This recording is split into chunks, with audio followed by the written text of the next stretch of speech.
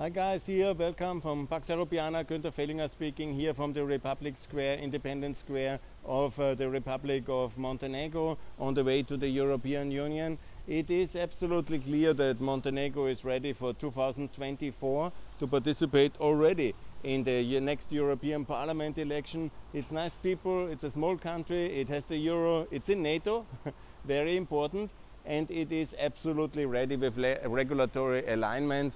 It is now 10 years they're negotiating and they have done everything required. They are full in solidarity with Ukraine. I will talk about that a lot. And they are really a very nice country. And so I ask myself, why to wait? Have you any time to lose, Mr. Macron? I don't think so, yeah. And I know that the French don't like the breakup of Yugoslavia, but that's a historic fact. You cannot punish Montenegro today for that. And your traditional friendship with Serbia, really, we care very little here in Montenegro and in Austria for that one. And so, Mr. Macron, don't punish Montenegro for your failed policy on whatever and your appeasement of Serbia and Russia, but treat the country with respect and according to its merits. Of course, there are issues in Montenegro, I know that. We have to fight corruption. They are doing that with a kind of Estonia at the Adriatic strategy, very good, and they are making big progress in that area. And also they have obviously some challenges which the EU has to tackle. That's major infrastructure. We should have built the infrastructure 30 years ago, because it's not a surprise that this country wants to be in Europe. It's in Europe all the time.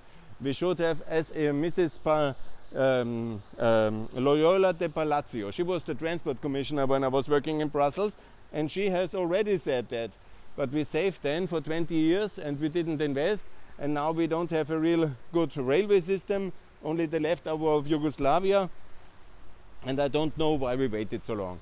Obviously, in some of the big industrial assets left from Yugoslavian communism, we have to tackle them together. I will show you some of them in the coming days, what I can do now in these 3-4 days I'm here. And I refer also to my podcast. I already did a lot of Montenegro information on my podcast in my December visit, especially when it was raining. And still I showed you a lot of the city. But obviously now in the summer heat I will do my best to continue to campaign, because we should have more unity in Europe as an answer to the Russian war. And never forget, Montenegro was a big loss for Russia in 2017 when it joined NATO, and they made this coup attempt, Patrushev, in 2016. Yeah? So they really hate to lose Montenegro fully to NATO already, because that's already achieved economically with the euro. It's economically very well integrated, and then of course to have it fully in the EU, this is a big victory, a big win for Europe, and a big loss for Russia, and a big win obviously for Montenegro, because the people here live freely as full EU citizens with all the rights, responsibilities and freedoms then forever onwards. And that, if you look at the history of Montenegro, is an unbelievable, amazing achievement, and to delay it further is a big mistake. We've created this petition, Montenegro Goes Europe, to close the last remaining chapters, and then politically to prepare everything that Montenegro MEPs will be elected in 2024, maybe with some assistant membership status like they had it in Romania, Bulgaria, some supervision mechanism.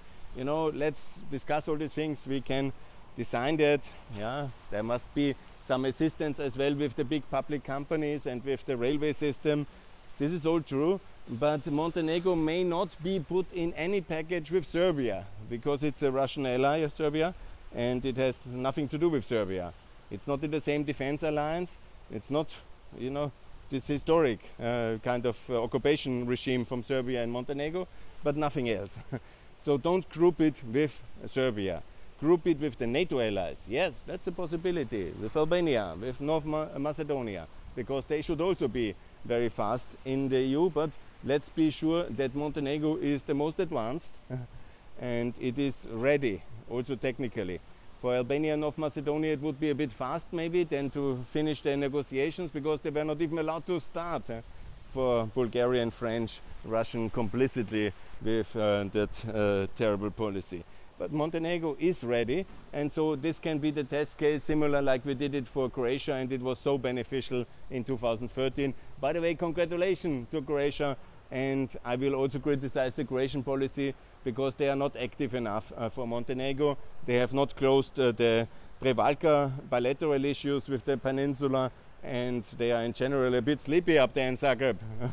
Oh, good guys, you will get the hammer in Dubrovnik when I'm moving up there, and I will repeat my critical point to the Croatian foreign policy. But okay, you know that I'm for Bosnia and NATO, and not for all these funny changes they want in Croatia, in Bosnia. And this is tribal policy is wrong. NATO policy is what we need for Bosnia and for Kosovo, by the way. Actually, here were big protests in 2008 when Montenegro recognized Kosovo, but they have done that. Another sign that they are really strong ally, because they recognized Kosovo, contrary to Serbia, Bosnia, and also Ukraine, unfortunately, and Georgia and Moldova. You should do that. Montenegro also stands in full solidarity with Ukraine and has implemented the sanctions. A lot of the Russians, they have escaped with their yachts, unfortunately, but a lot of assets were already seized, and more should be. I'm not 100% sure about the status quo, but I will find out during this visit, and I will keep you posted, and I will push for full confiscation of Russian property in Montenegro. That's absolutely clear.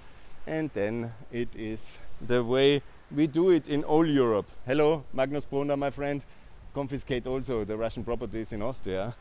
So here a lot of things. Obviously, economically, there is this big issue of a fight with Russian oligarch Deripaska, and I call for the EU to take over the responsibility for CAP and also for that legal fight and revitalize CAP, because we need now to revitalize the leftover issues in Albania and in the whole Balkans of the communist industrialization, because we are now cutting Russia off all imports, and then we need, of course, it makes much more sense to revitalize the industrial assets like the aluminium plant here in Montenegro.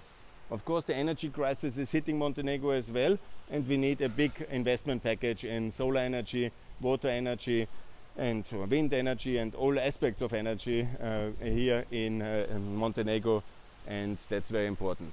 Yes, that's my starting video here. I will do many more. I will walk and talk you through the city, but that's basically my main message here.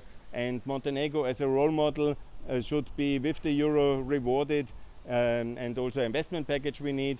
But Montenegro is not only my dream country, but also the country which is a role model for European accession in NATO from 2006 to 2017, in 11 years, and it should be very fast in the European Union in 2024. It has the euro already. That's a major success, and please support Montenegro in the European Union 2024. Thanks a lot. More to come from Pax Europiana here from Podgorica. Bye.